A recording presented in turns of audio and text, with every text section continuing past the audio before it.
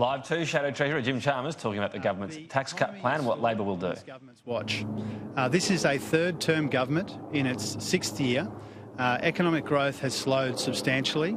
Wages are stagnant, consumption is weak, consumer confidence is weak, the economy is floundering and Middle Australia is struggling. And this government just wants to pretend that there's nothing wrong. This government just wants to pretend there's nothing wrong and to promise more of the same. More of the same cuts to penalty rates, more of the same tax cuts and infrastructure spending on the never-never. Well, Labor wants to give a boost to the economy right now. The economy desperately needs a shot in the arm, and Labor is proposing a way to get more tax cuts into the hands of more workers and flowing into the economy sooner than what the government is proposing.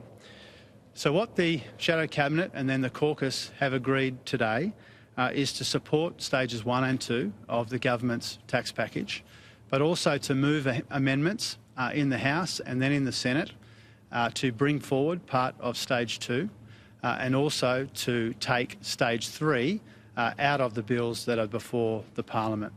So the decision taken by Shadow Cabinet and by the caucus today is to move those amendments which give effect to our priorities, which are to give the economy a boost now, and it desperately needs it, to get every Australian worker a tax cut this term, and to hold off on committing $95 billion 5 years down the track.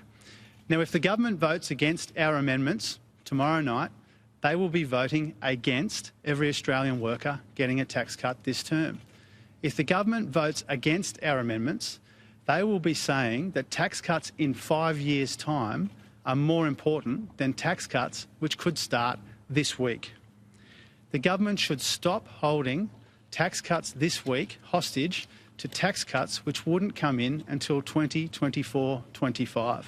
It's long past time for the government to take responsibility for this floundering economy, stop trying to shift the blame and point the finger and obsess over Labor, to take responsibility, to do something about this floundering economy. A good place to start would be supporting amendments which would give every Australian taxpayer, every Australian worker a tax cut this term. The only proposal which is on the table right now from any of the parties which would give every Australian worker a tax cut this term is Labor's. The Liberals are proposing tax cuts on the never-never.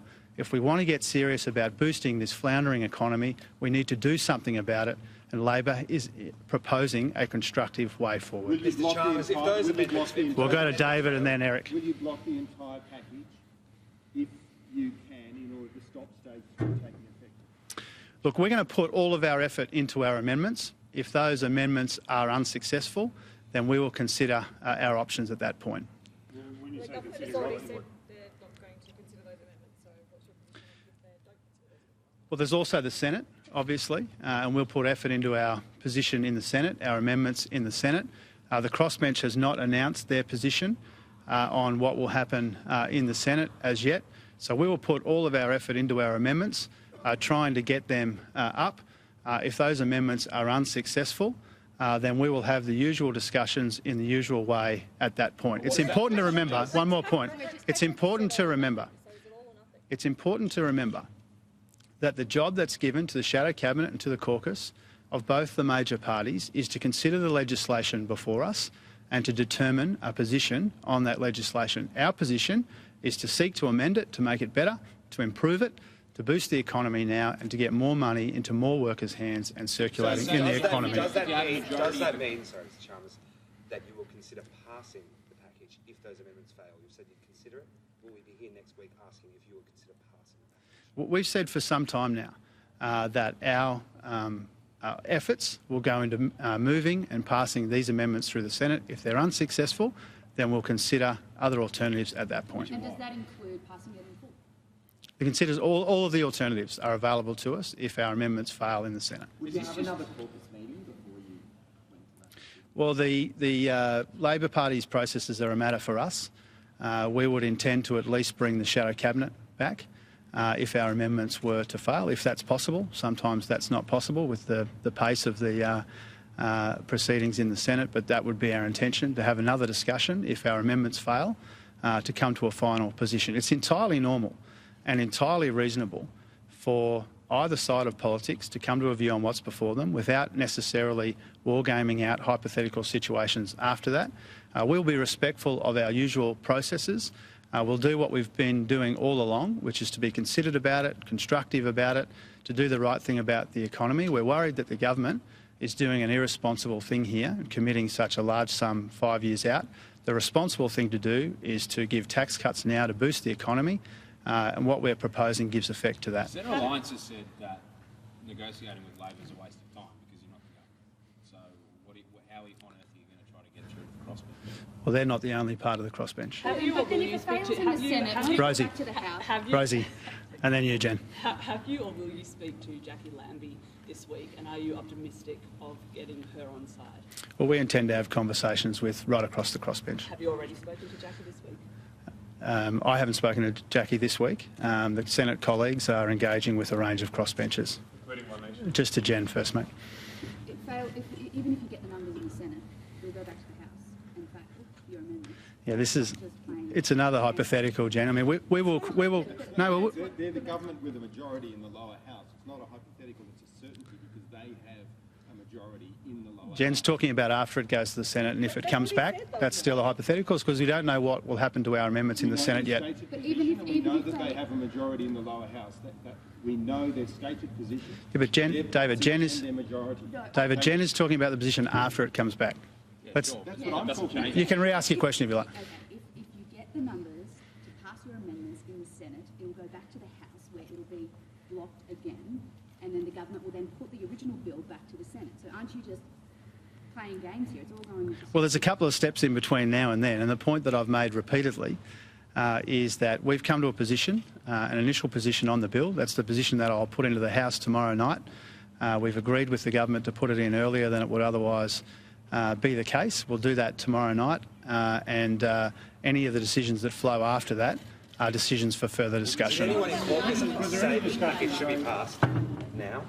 I'm not going to go into the caucus discussions. Was there any discussion today about what you would do longer term for the cuts passed by the opposition to take in the next election in terms of repealing bits of them? Or too far? No final decision. Given that basically, outside of getting a couple of the coalition members in the lower house to cross the floor, it's impossible that your amendments will pass. Are you not just wasting everyone's time? The lower house? Yes. I think it's important that we put our amendments to the House. We're realistic about not being in a majority in the House, and clearly the government has a majority there, and they've said that they're not keen on our amendments. But our responsibility to the Australian people, to the people who sent us here, is to propose the best possible economic and fiscal policies. That's what we're doing, recognising that the economy is weak, that people need a tax cut now, not in 3 and 5 years' time, and that's our responsibility. We're doing the responsible thing. I'll take one more question. Can I just ask from within Labor that the opposition shouldn't stand in the way of tax cuts, given that it's now July 1st and people will be lodging their tax returns soon? Don't you risk angering people by standing in the way of this and potentially just drawing out your method? Well, I mean, first point about that is today is the 1st of July. The government promised during the election campaign that stage 1 of the tax cuts would be in place already by now, and they've broken that promise. That's not received sufficient attention. They've broken their key core promise to get stage 1 of the tax cuts flowing by 12:01 this morning. That hasn't happened. The government's broken that promise. We have been constructive when they've come to us and said, perhaps we should put it into the Parliament on Tuesday night, which is a bit early, and we'll be constructive when they come to us with their proposals about how we handle it in the Senate to try and get this resolved as soon as possible. Yes, there have been a range of views put on all sides of politics about the best way forward. What Caucus and Shadow Cabinet has decided today is what I've outlined to you. That's the responsible course of action. It's entirely reasonable that we consider next steps after that once we know how the Senate responds to that. Thanks very much.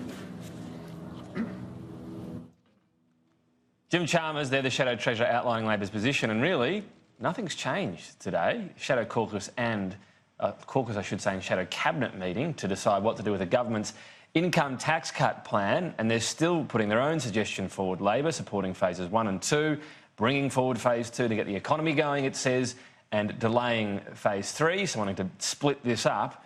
The government's already said it won't contemplate that. So as you heard, even if Labor manages to get support for that in the Senate, well, the government will knock that head in the House, on the head in the House of Reps where it has the numbers. So we still don't know there from Jim Chalmers from Labor what they'll do when that happens, when the government rejects its plan and puts its income tax cut plan up. Labor's saying we'll cross that bridge when we'll come to it, basically. So for all the talk of maybe a position coming out today, no change so far.